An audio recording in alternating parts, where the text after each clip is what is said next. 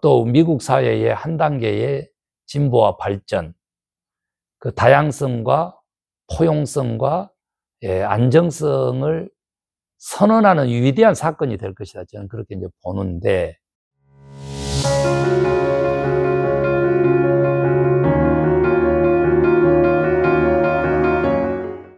Hi everyone. 안녕하세요. 거룩한 선교 이야기에 특별히 미국의 대선 이야기, 그 중에서도 한 달 남겨두고 예측 이야기, 애언 이야기 이렇게 볼 수도 있겠는데요. 그 이야기 두 번째에 오신 여러분 이제 환영합니다. 자, 오늘의 주제는 지난해에 이어서 누가 될 것인가죠. 일단은 그 트럼프 후보가 2016년에 떨어진 원인을 통해 가지고 지난해에서요. 그리고 이제 당선됐고 2020년 떨어진 거.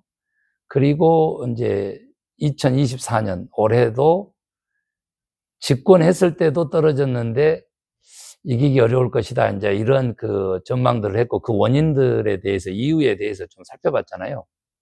자, 그러면 해리스는 말 그대로 혜성과 같이 등장한 해리스는 바이든이 정말로 중도에 사퇴함으로써 정말 말 그대로 3주 남겨놨죠. 전당대회 3주 남겨놓고 사퇴함으로써 더 이상 다른 후보가 없게 하고 자기가 지지하는 지금 현재 부통령이었던 해리스 인돌스먼하고 그리고 사퇴를 했는데 결국 이제 해리스가 민주당의 후보가 됐죠.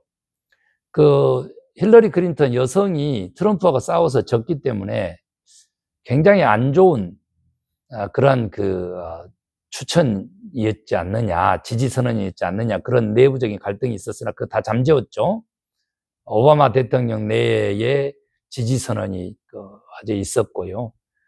또 무엇보다도 또 그 많은 그 헐리우드의 스타들, 또 가수들, 영화 배우들의 지지가 잇따르면서 해리스가 지금 굉장히 상승세를 타고 있죠. 아시다시피 이제 그 해리스라고 하는 인물은 이제 흑인 아버지의 인도계 어머니에서 태어나서 말 그대로 인도계 어머니의 아주 지극정성의 교육의 결과로 캘리포니아의 검찰총장이 법무부 장관도 하거든요. 주검찰총장, 법무부 장관. 이거 거쳐서 이 캘리포니아 주의 상원 의원에 이제 한석을 차지하게 되죠. 남가주 북가주에서요.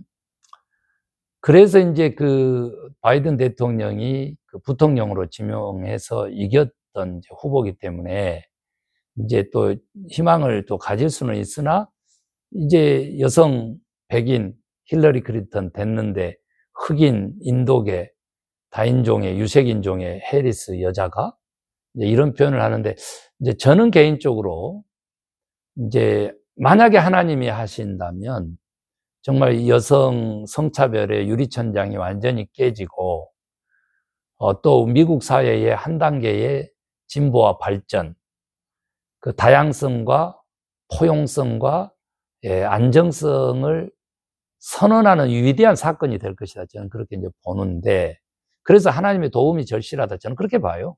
그런 차원에서 보면 해리스가 될 가능성, 그 선택을 받을 이유들, 제가 지금 AI 상식 기반으로 좀 알아봤어요. 그랬더니 첫 번째가 포괄적인 정책을 통해서 해리스는 지지를 받아서 대통령이 될 것이다. 이렇게 보는 것인데, 사회정의, 기후변화, 건강보험 확대 등 다양한 이슈에 강력한 정책을 표방합니다. 즉 보편적인 사람들의, 보통 사람들의, 중산층이 많은 나라를 꿈꾸는 그런 정책들에 앞장서고 타협하지 않습니다. 그리고 그의 정치 이력이 그렇습니다. 그래서 포괄적인 정책으로 선택받을 것이다. 이게 이제 선택받은 원인의 하나이고요. 그 다음에 이제 그 다양성의 상징으로서의 이미지가 있다는 거죠. 첫 여성 대통령, 첫 아프리칸 미국계 또한 첫 아시안계 미국인 부통령으로서 다양한 인종의 배경을 대표하는 그런 상징적인 인물이기 때문에 그 유권자들이 우리 사회의 변화와 세계의 정말 글로벌 시대의 그 평화와 리더 국가로서의 그 위상을 보여주자, 이런 건전한 생각들이 시대 정선으로 좀 자리 잡는 거 아니냐, 이런 거죠. 왜? 너무나 리얼이라고 했나요? 위얼이라고 했죠. 위얼. 예, 좀 이상한, 괴상한 이러한 그 후보하고 지금 대적하고 있기 때문에 위얼드죠. 그래서 이제 그 다양성의 상징으로서의 가치가 있다, 그 의미가 있다, 이제 이런 얘기고요. 그다음에 강력한 캠페인 전략이야. 조금 전에도 이제 지난해에도 제가 설명을 한 것 같아요. 지난 회에도 효과적인 선거 캠페인이 지금 이루어지고 있어요. 커뮤니케이션 전략도 굉장히 좀 유용합니다. 지금 밈이라든지. 그래서 젊은 유권자하고 소통해요. 예. 그리고 그 소수자 커뮤니케이션, 또 그러한 그 단체들, 이제 그런데 한 가지가 이제 조금 좀 의심스러운 것은요, 이 노조가 많이 퇴색을 했나요? 아니면 다양성을 인정하는가요? 전통적으로 30년이 넘게, 36년간이라 그러죠, 민주당을 지지했던 지금 전국 노동조합이 이번에는 아무도 지지하지 않겠다, 중립을 선언했어요. 그래서 그게 어떻게 영향할까 그러긴 하는데, 그래도 민주당하고 가깝다. 그러니까 지금 그러한 그 커뮤니티 그 캠페인 전략이, 또 그리고 알다시피 돈 선거잖아요. 아시다시피 돈 선거 어마어마하죠. 예, 지금 트럼프의 3배 정도의 그 돈이 모으고 있고요. 말 그대로 그 풀뿌리 민주주의다 이렇게도 얘기하지만 소액 기부자들이 지금 뭐 몇십만이 넘어서니까 이것은 지금 어마어마한, 그래서 그게 헛되지 않을 것이다, 이렇게 지금 보고 있는 것이고요. 그 다음에 이제 4번째 선택받을 이유로는 정치적 경험이죠. 그 캘리포니아 주 법무부 장관, 또 상원의원, 또 검사로서의 삶, 이런 것들이 다 이제 선출이거든요. 우리나라는 그냥 검찰장, 뭐 검사장, 뭐 선출이 아니잖아요. 임명직이잖아요. 그래서 문제인데, 여기는 다 국민의 선택을 받은 것이죠. 그래서 이제 국가적, 더구나 부통령을 또 경험했잖아요. 그러니까 국가적 문제에 대한 해박한 지식이 있는 거죠. 그래서 정책 대안도, 위기관리 능력도 뛰어날 것이다, 이제 이렇게 보는 것이고. 자, 5번째가 어찌됐든 현 대통령의 이제 유대 관계를 통해서 바이든의 지원이죠.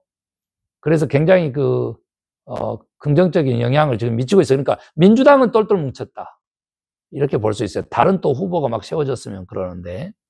그 다음에요, 사회적 이슈에 대단히 관심하고 있어요.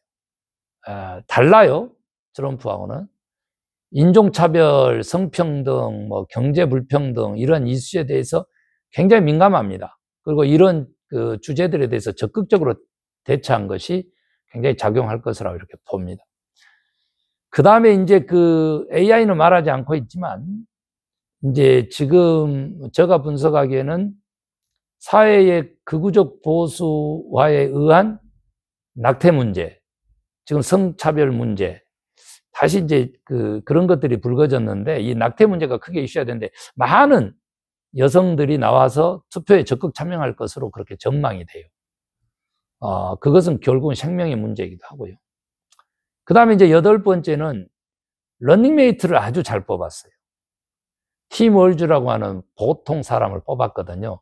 누구나 존경할 만한 고교 교사고 풋볼 코치고, 그래서 이제 팀, 공동체, 그 커뮤니티를 어떻게 이끌어 갈 것인지를 아는 리더를 러닝메이트로 이렇게 뽑았다는 거. 그 역시 이제 흑수저 백인이죠. 군 경험도 있어서 애국심도 탁월하고요. 그래서 굉장히 러닝메이트를 잘 뽑았다. 지금 펜실베니아가 굉장히 중요한데, 펜실베니아 주지사, 그가 강력한 후보였는데 뜻밖의 후보를, 제3순위, 4순위 그렇게 언급되던 후보를 러닝메이트로 선택한 것이, 이게 패착이냐 승부수냐 봤을 때 시사하는 바가 굉장히 크다. 러닝메이트 잘 뽑았다고 봅니다. 그래서 이길 것이다. 팀플레이죠. 그 다음에 이제 친근감이 있으니까요. 9번째가 경제 문제입니다. 경제 문제. 자, 경제적 양극화의 부작용이 심한데 트럼프는 부자를 감시하면서 경제 진작하겠다? 아니죠. 자기의 지금 세금 안 낸 것만 4,800만 불. 이게 말이 됩니까? 그러고 있는 이제 마당이니까. 그래서 이제 그 경제적 양극화 해소를 위해서 부사 증세를 하겠다는 거 아닙니까? 그래서 그것만 가지고도 사실은 경제 불평등의 문제가 조금 해소되고, 그 다음에 이제 중산층의 나라를 만들겠다고 한 거 아닙니까? 그래서 저도 한국에 좀 중산층을 위한 그런 중산층 당을 하나 좀 만들었으면 하는 그런 바람도 있더라고요. 저 개인적인 소망이기도 한데, 그 정도로 지금 중요합니다. 그 경제적 양극화가 너무 심해졌어요.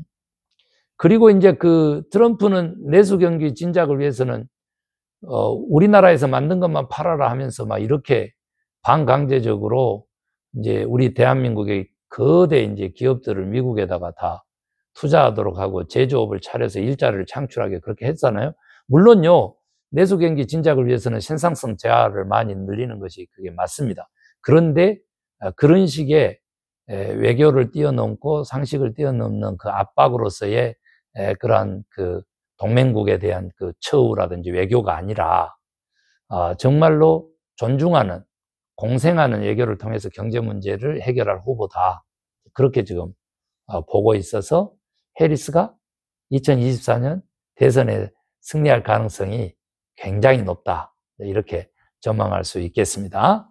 자, 그러면은 그렇게 예언을 했는데 한 달 후에 맞는지 틀리는지 한번 좀 살펴보시기를 바라고, 이제 남은 그 7월에 말 그대로 대선 변수, 그래서 그 옥토버 서프라이즈에 대해서 제가 다음에 언급하고, 간단하게 언급하고, 동시에 기독교인들의 선택의 기준을 좀 해보도록 하겠습니다. 또 다시 뵙겠습니다. 감사합니다.